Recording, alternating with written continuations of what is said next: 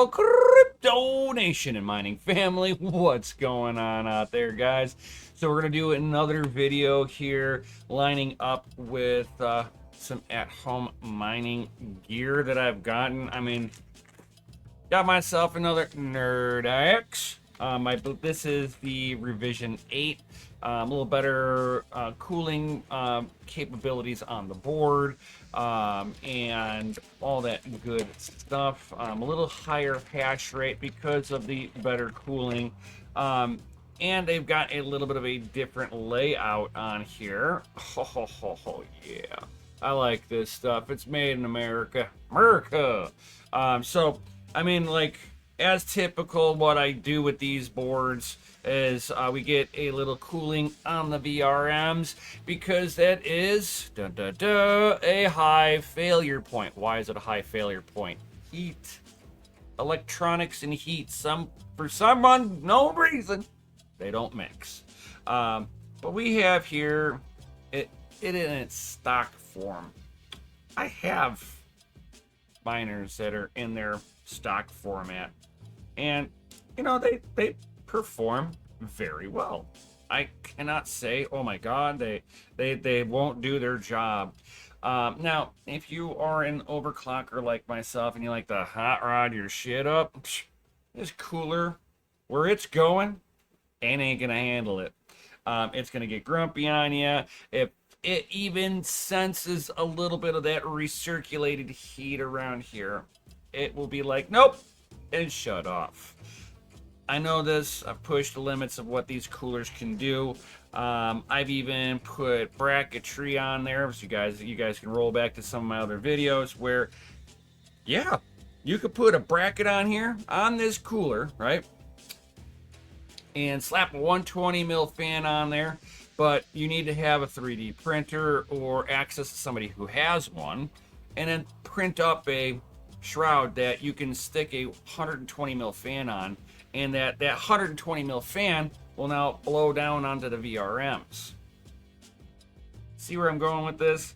So yes, the Nerdaxe is a quad chip, 4 chiplets on here, and you look at the back side, we have our mounting plate right here. Well, it's not even really a plate, but our mounting area, it's right here. Look at that. It is standard bracketry. This is a standard Thermalright cooler. There's nothing special with this. It's a slow profile pancake cooler.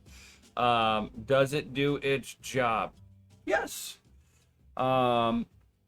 Will allow you to do overclocking, like I said? Not really. You'll tend to, if you're not running AC, like in my bedroom over here, it gets a little bit of AC, but not a whole lot. So everything stays a little warmer in there. Is it the most ideal condition for mining? No. Do miners in the field, do the ASICs feel this heat outside? I have been to the desert mining. Yes, they can handle heat. You just want to give it the most ideal conditions so that it has a longevity of the chipsets, right? So that's the name of the game on this one. So this one we're going to be doing a couple of things I'd like to go over. Boom. All right. So first thing that we're going to go over, boom, got myself a nice little cooler to go along with this ASIC. What's so special about it? This is the AXP90X53 full low profile cooler. But you're like, hey, wait a minute, don't you already have a low profile cooler on here? That one a little special, a little different. Not saying that you need to go out and get this, but I've been wanting to try it out. They look cool. They should be very cool, and they give, it's what I'm really looking for. You know, it's like, I like messing with stuff. I like tearing stuff apart. So we've got this cooler. Let's go over what's in here. It does give me a back plate, support bracket for the back side of the board itself. Now, would this be something that I would be running myself, right? Do I want to run this? So, trying to line this up a little bit here. You see how there's a little square? Now, if I remove it, there's more components back there. So, we can't run this bracket. And as you see, they're not running a bracket back here too because of the same thing. You would have to mill it out, and all it is just kind of supporting the back plane of the board. If the board is beefy enough, it should be able to ultimately handle it. It should be just perfectly fine. It's not like there's screw holes that go through this. It's not like this locks in the doesn't look like this locks in the cooler at all. So everything should be bolting in this direction because most low profile coolers don't have a lot of provision to get a screw down into that bracketry area. So now the fun part. I flip this out of the box. All right, perfect. And it gives you some other awesome accessories and the piece de resistance, the good stuff, right? It's the first time I'm pulling it out of this bag. First time I'm looking at it in person. Oh God. Oh. This almost needs its own like hammer shot. Like it's wow. That's all I could say is wow. Check this out. Wow it up with me, guys. Oh yeah. This is an all copper cooler. And warning, guys, peel the plastic off, don't just put it on there. Read. It says it on there, guys. It absolutely says it on there. And like I was saying, you see how I'm like all the way off position here. Camera focus. There we go. So if you can see, you can't get a screw in from above this bracket here. So everything has to be screwed in from the back. So everything should work just right. Now, think of it this way too. I'm also staying in a thermal right family, so nothing should have really changed over here. So that's where we get to now look at what's in the box. Set this off to the side. So should be thermal paste, some bracket trees, and all that good stuff. Wow, it's really in there. Good God. You really had to give that a good pull. All right. So, gives you some thermal paste, some captive nuts on there to be able to screw everything down. Looks like it gives a few different. What in the world? It's like a thumb socket. It's a socket, but you turn it with your thumb. That is crazy. But I don't see what it would be used for. That makes no sense here. Oh, never mind. It does now. There are like little teeny tiny little nuts there. I bet you it's to tighten those up. Oh my God, that is hilarious. And it comes with some bracketry. I don't think that I should need any this bracketry. This is if I have to. This has got the LG 1700 bracket on there right now. As you can see, it says it's the 1700. I think that's the LG variation. I could be wrong. Fillet me in the comments. I don't proclaim to know everything. So if you have different positions for where your mounting holes are. You'd have to unscrew that one bracket and put one of these on. I believe I can leave that one on because I believe that's the style of socket that's on here is the LG 1700. So everything looking nice and easy. So I could take some of the stuff and actually just put it off to the side because it doesn't apply to me. And I'm probably gonna utilize the screws that are in here right now that have the little spring tensions on them. I believe everything, because I'm staying within inside the same family, I should be able to just take those off and swap them out. We're gonna go F around and find out in a second. So, I mean, we've seen the performance on these Nerdaxes. We know where their thermal headroom is. We should know where they're, it's like after 10 amps, you're running the risk of killing this thing. So never push this above your 10 amp limit. All that good advice that they tell you. Yeah. Keep at it. We want to make sure that we're not overvolting these things, even though we want the most performance out of them. At the end of the day, it does no good if we break these things in the process. So, without any further ado, let's go ahead and dive right on into things. I can move this out of my way because I don't need that no more. And let's take my first look completely under the hood of this. Yeah. Sometimes I got too many projects laying around me. Too much stuff on the floor. All right, so we're not using this. Put that off to the side. We're going to be utilizing this. It comes with a little tube and some thermal paste spreaders and all that good stuff. So, I'm going to go ahead and just flip this thing upside down. Take my first look under the hood.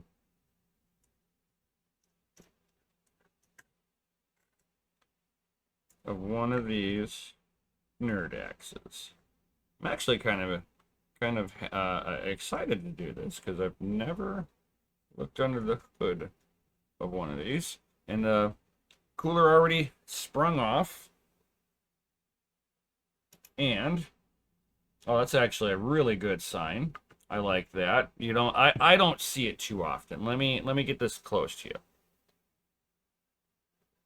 See that?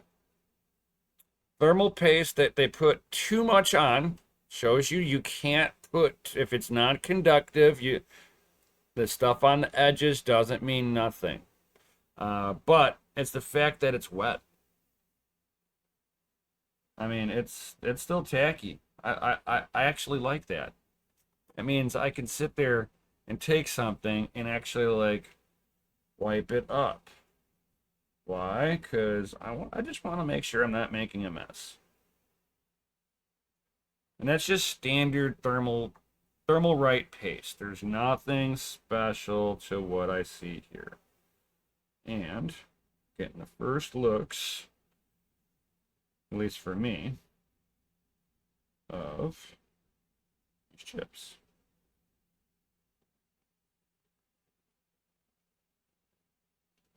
I'm kind of, I like it's nice and clean on the front side, so they pushed all the electronics side of things onto the back of the board, which is perfectly fine. So all the power management side, the frequency, the little crystalline chip. Let me see. Get this unplugged. We can set that off to the side. And you need to get this clean like I'm doing.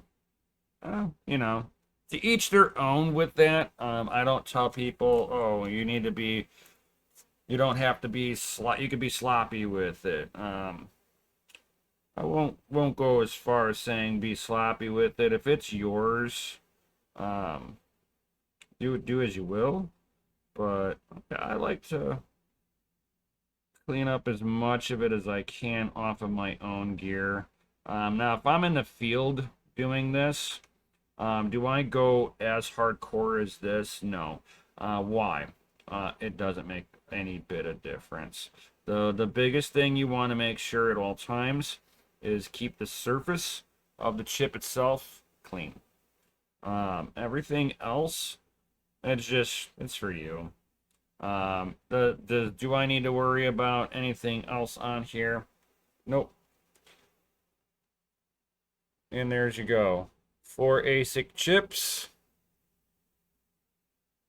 There's your back of your board, and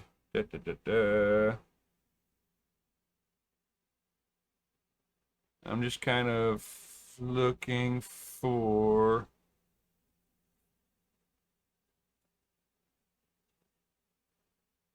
I'm thinking both of these are. I wonder if they've got this thing. Oh, yeah, they do. Okay.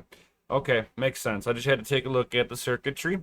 So, you've got one ASIC board and 2 ASIC boards. Even though they're on the same PCB, 1 power rail, 2 power rail.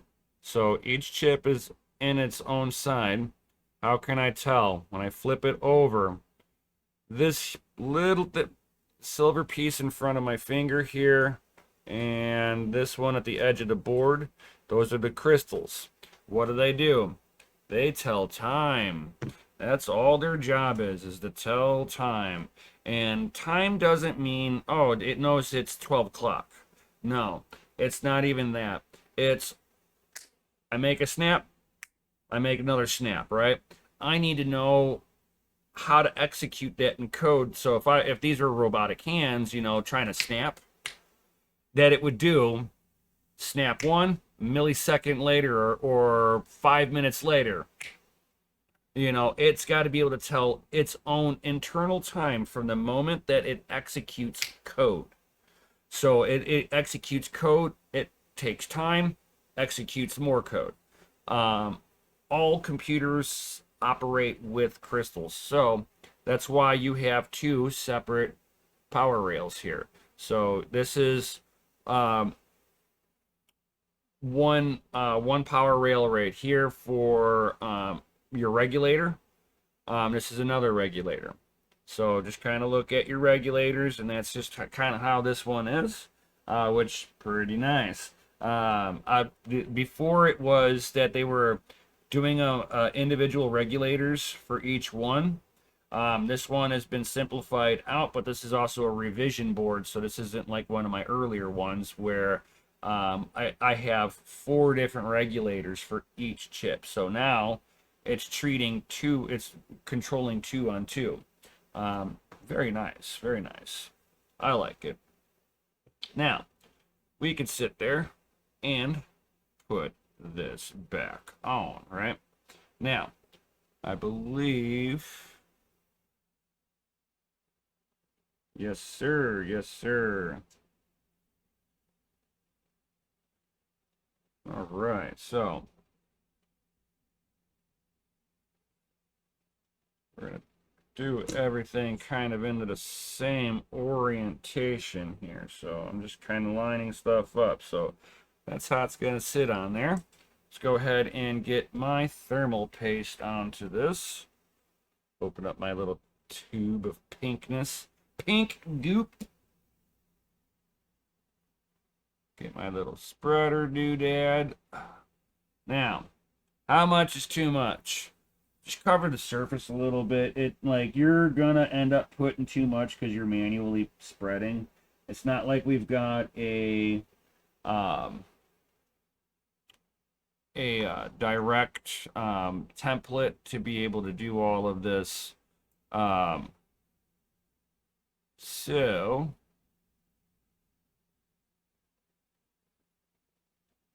it will be too much, I will guarantee you.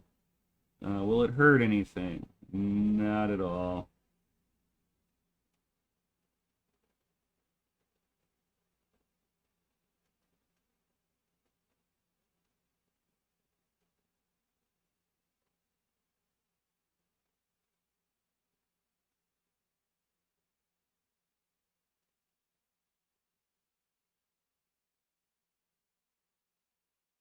Will you make a mess with it like this? Did you really thermal paste if you didn't? All right. Clean my little tool up.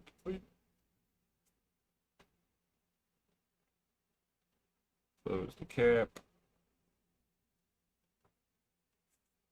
All right, we're not supposed to take this label off, right? Oh, yeah. Oh, yeah. Oh, behave. So, I do, because like you're screwing in from the backside, yep, you're going to be aligning this in a very unique way. Now, the thermal paste won't go anywhere if you turn it upside down.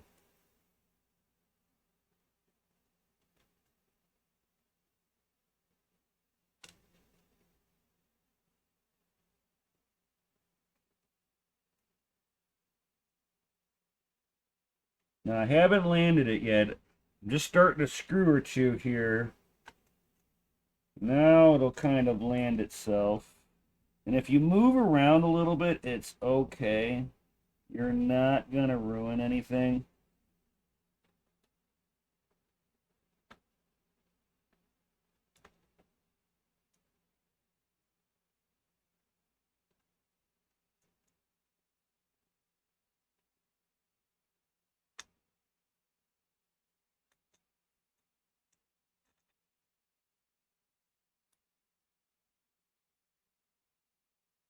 And there is like little grooves in the board itself. The screws are gonna, you'll kind of see that this hole, let me pull this up a little bit. How it looks like it's got like a double hole screwed into it, and you see that it's onto the back side of the hole. So make sure that you're kind of aligning it that way with the screw on the back side when you're aligning everything. And you don't need to tighten this thing to all of yes. We're just looking to compress the the springs on the screws. And then I like to do them a little at a time and just kind of get like nice even torque going down. Does it have to be absolutely, oh my God, perfect? No. We just need to tighten them down a little at a time just so that we get that even spread, right? That's all this is for. And like I said, I'm just looking to compress the spring.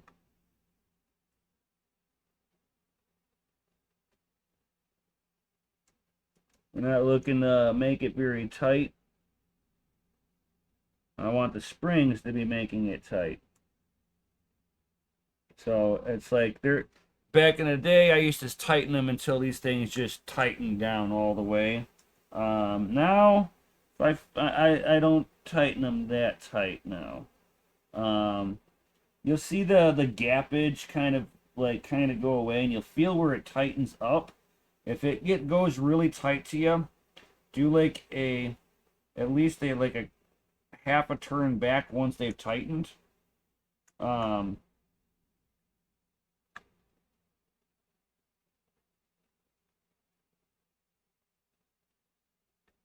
and that's usually where I would put these, because like this is non-standard. I know there's people who will 3D print some spacers.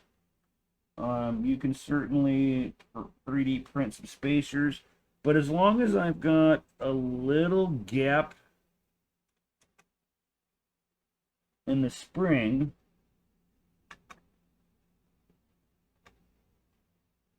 there we go. As long as there's like a small, I don't know if my camera is gonna pick that up. Oh, perfect. Yeah, you can see like a little blackness going in between the springs. That is gappage. As long as it's got like a minute little gap in the spring, you're good. If you don't think that you can tighten them down properly, there are little 3D print spacers that you can either purchase or you can 3D print yourself.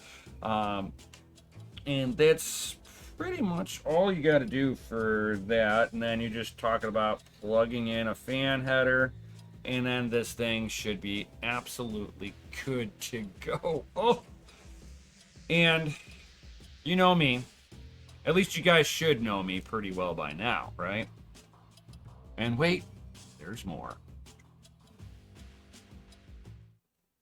So I want to protect the VRM, and more specifically, the actual VRM chipsets right in front of my finger here.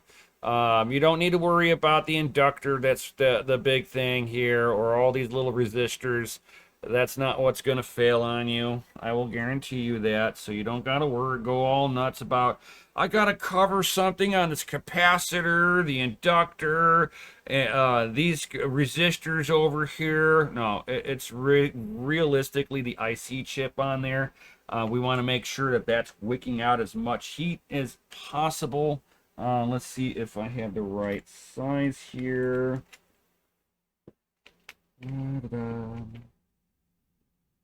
I don't know if I do or not. That's not what I want. That's not what I want either. All right, it does not look like I have another package of these, so I got to order those up, which thankfully all of this is pretty cheap. I just don't want to put one of these big Billy Bad Boy ones on, and they don't really fit in there properly.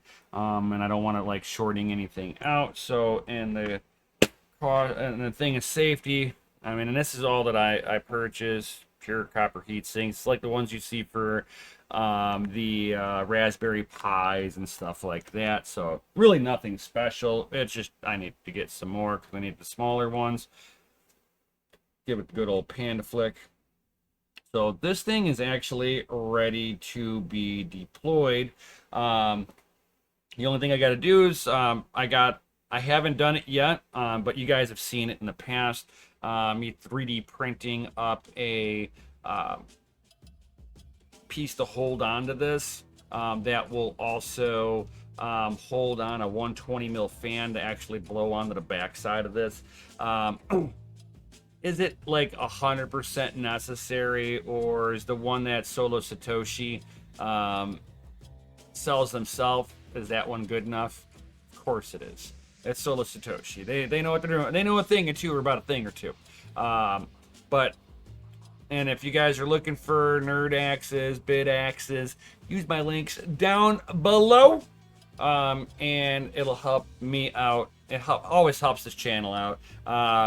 Doesn't give you guys any discount, but I would appreciate it because a little affiliate link action there. I don't ask you guys very often, but if you guys happen to purchase anything, certainly check out the Nerdaxe Plus. They're the newest Nerdaxe that they just came out with.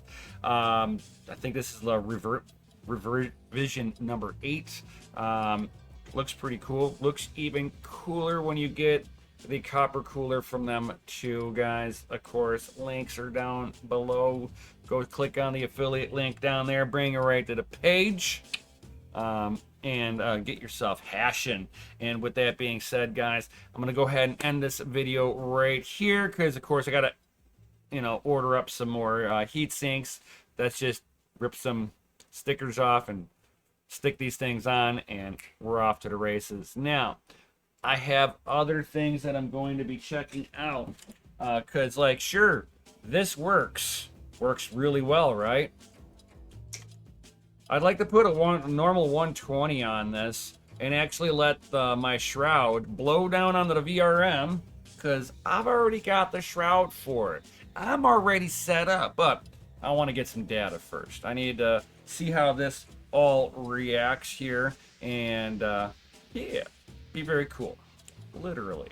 And I probably will have to do the same thing I did on the other fan because I've got no way to mount this other than I believe it's designed that I break out the fan, or I hook this right onto that fan and use that as my attaching point.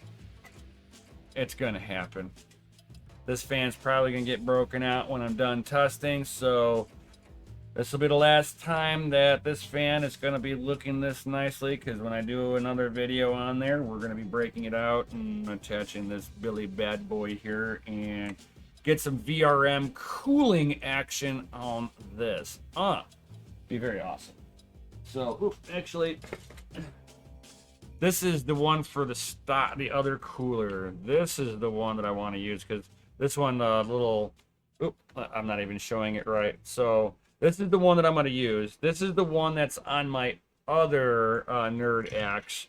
And as you see, the extra fan section, so it blows down onto the VRM, where it stops at versus where this one stops at. So it's actually directing more air lower down. So it'll get more air onto the VRMs, which is going to be cool. Alright, so smash that lizardy like button, subscribe, and hit the bell notification, and I'll definitely see you guys on the next one.